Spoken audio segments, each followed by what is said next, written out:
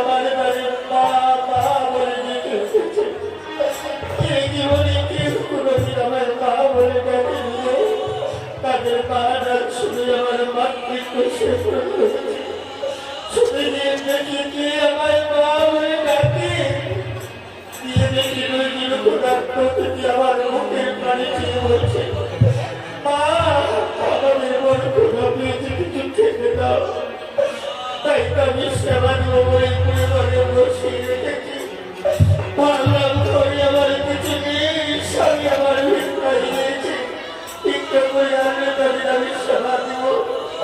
এখন তোমার সুস্থ করে দেখে আমি পূর্ববর্তী তাদের গিয়ে মরবো, মরে তোদের খেতে দিতে পারবো না। তোমরা চলে যাও। ধরা আমি কথা দিয়েছিলাম যেভাবে হোক তোমার পালন ভাঙা নিয়ে ভিক্ষা করে দিয়ে আসবো। কৃষ্ণ ভক্ত গৌর ভক্ত বাবারে আমার ভিক্ষা দিয়েছিল।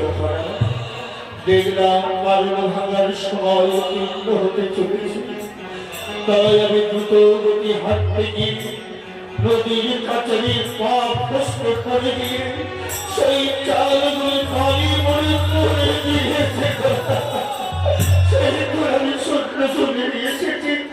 স্বামী বলে আমি মনে মনে দাঁড়িয়ে ফেলেছি, স্বামী করেছো স্বামী?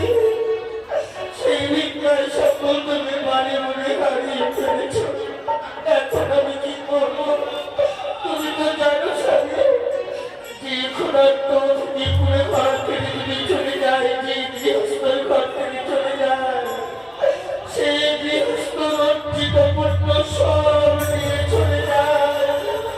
আমি তা হতে দেব না স্বামী, আমি তা হতে দেব না। আমি তোমার পায়ে ধরে বলছি, তুমি পুরো মানে ভিক্ষায় যাত্রা করো, আমার ক্ষুধার্ত নিজের জন্য আমি অবস্থ অবস্থায় তাদের যেতে দেব না।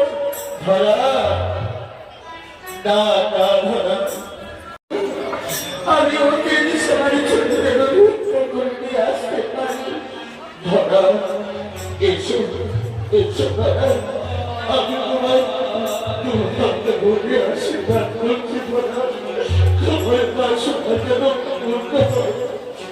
আমি আসছি।